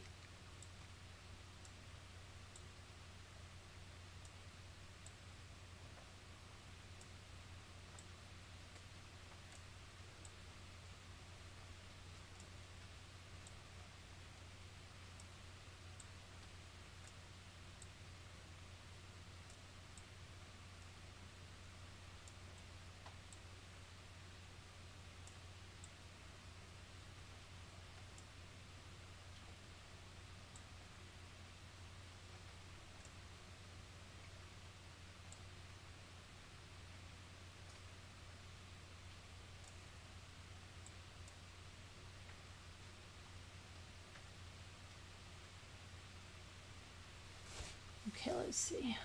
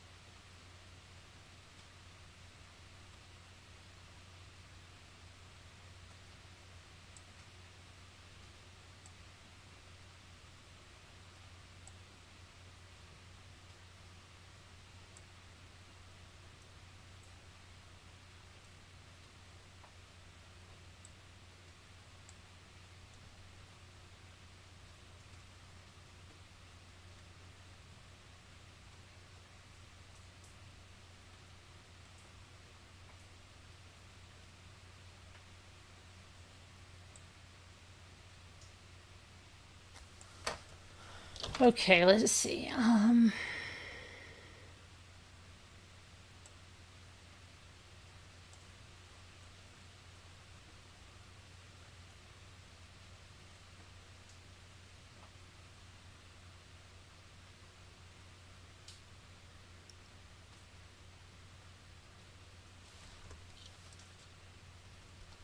Gee. Skin. There's no K. No K. No K. All right, let's see.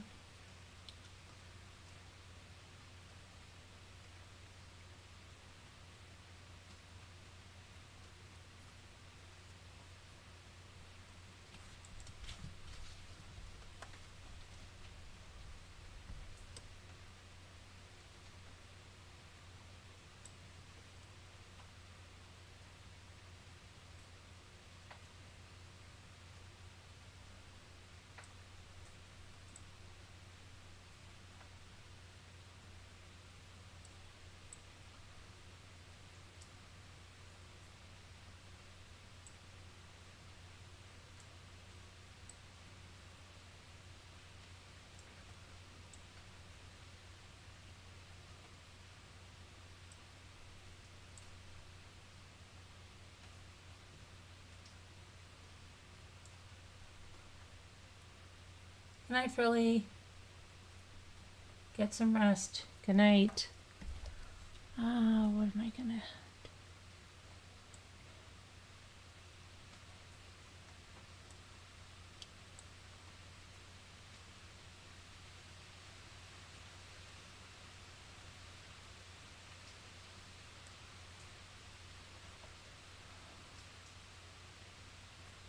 Okay. Where is murder? I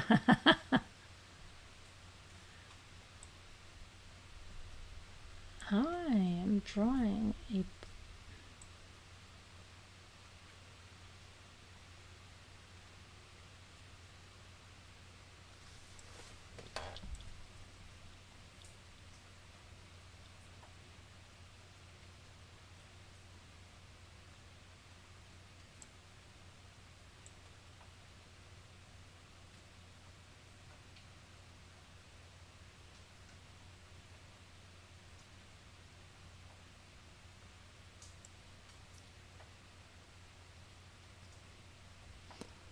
Oh my gosh, I'm drawing a blank with this. I need to go to sleep too. I'll cut this tomorrow. This is not a daily. We don't have to finish it now. They'll be there tomorrow. Not going anywhere.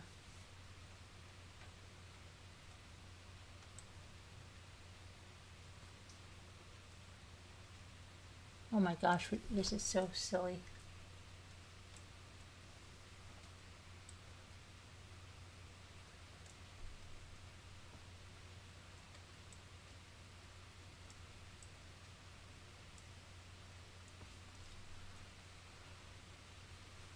Didn't I put ring there? I thought I did have ring there. Oh, I had rings and I didn't get ring? Okay, good.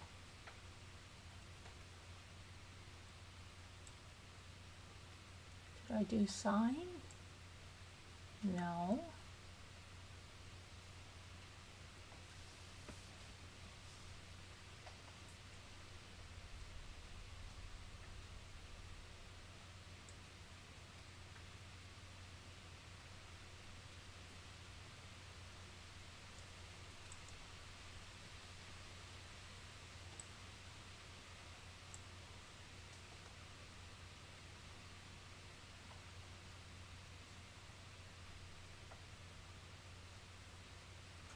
Ouch.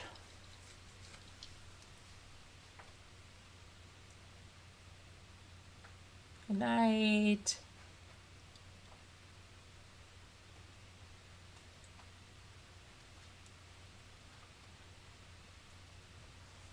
Oh my goodness.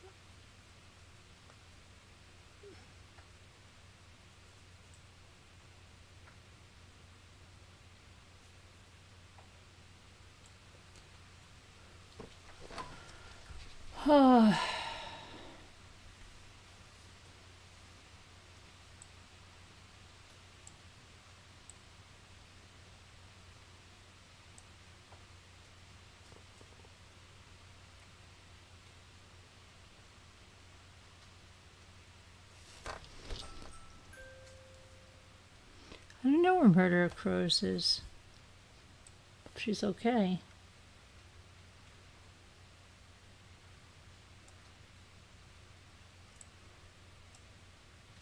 There we go.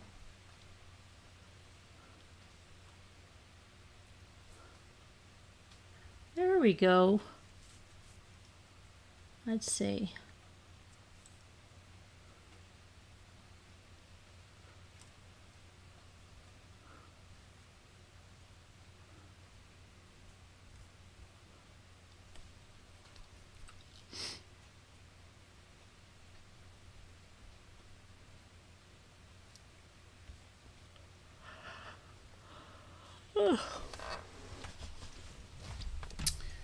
Oh, brother.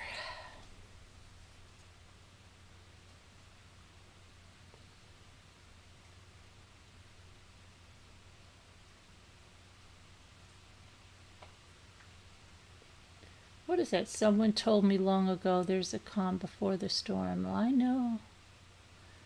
It's been brewing. Because if there's a calm before the storm, we've been getting a calm and then a storm and then a calm and then a storm and then a calm and then a storm. The darkest hour is always right before dawn, too.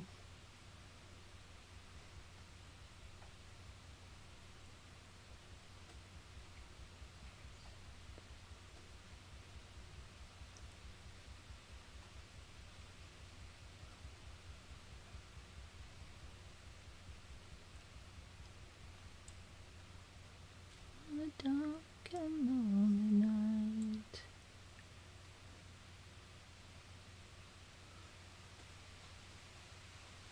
There's the storm. Then there'll be a calm, and then a calm, a calm, and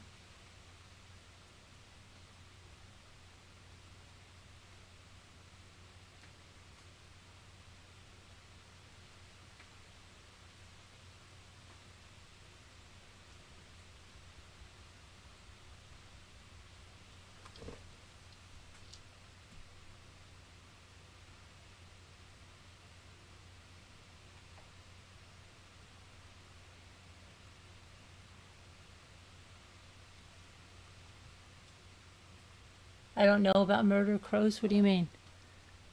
Murder of Crows is okay. She's probably doing something.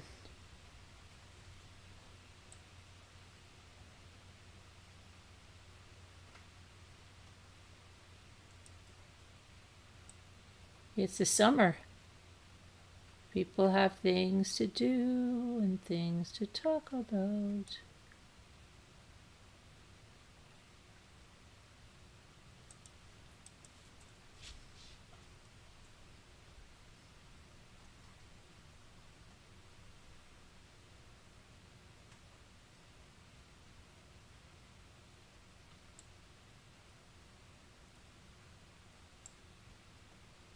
Rising. There's a new moon rising. I don't know if there is. I'm just telling you that.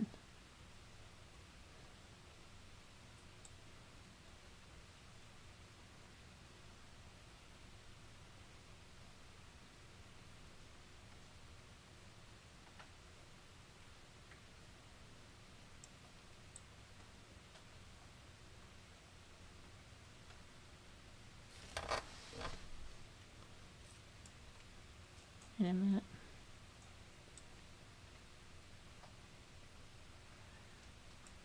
Rising.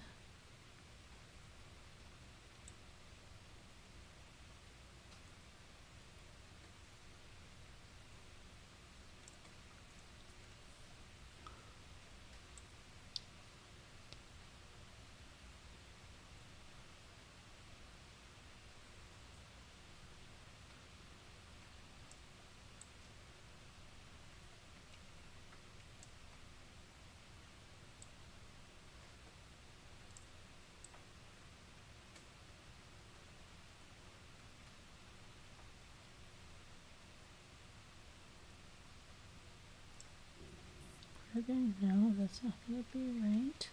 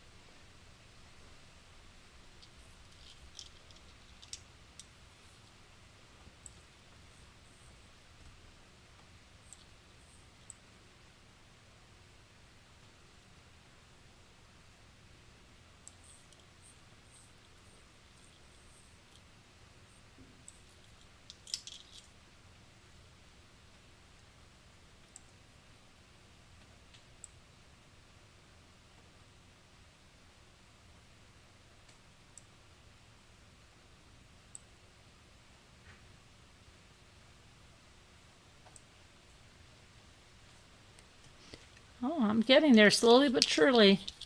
Not a quitter. Hashtag not a quitter. Hashtag not a quitter.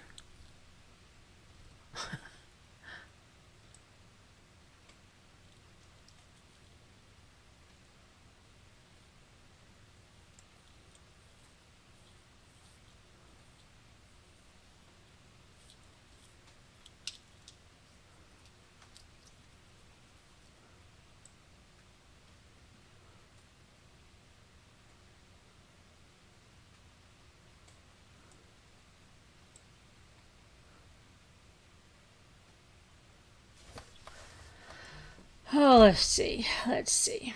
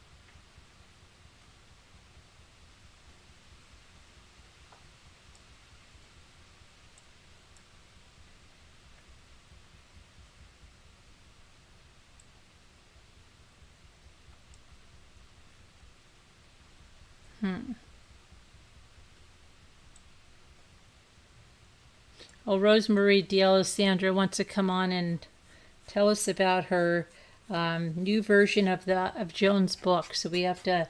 John contacted me. We have to get a day that's good, which is hard during the summer, but we're going to make it work somehow.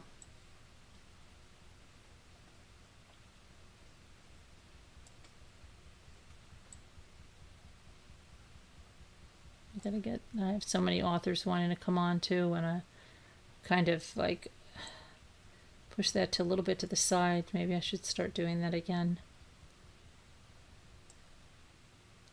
My inbox is flooded with that.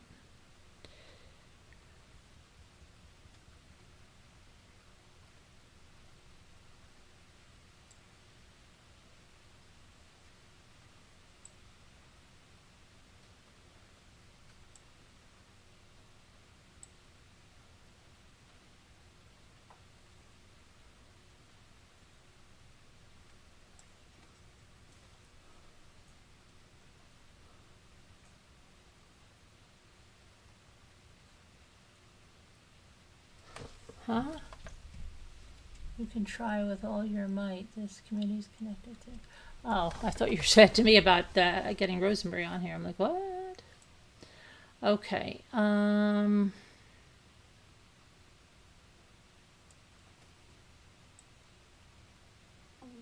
my stomach is growling. Okay. Now my stomach's like, have some yogurt. You didn't have yogurt. I know, but I'm not going to have yogurt now.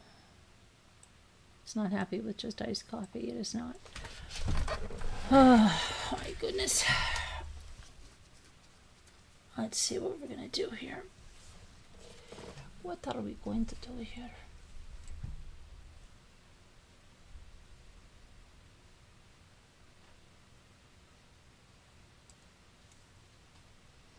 What could this be? What could this be? What could this be?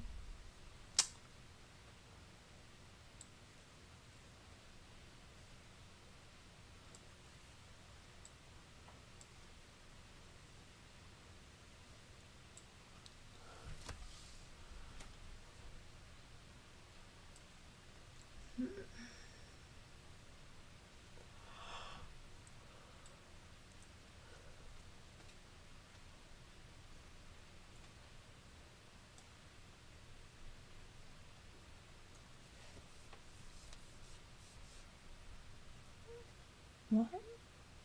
What are you talking about? All right, I think I'm going to go to bed. I can't even figure this out. I'm too tired. I've got a big day tomorrow. I've got to I'm going to be it's you'll see.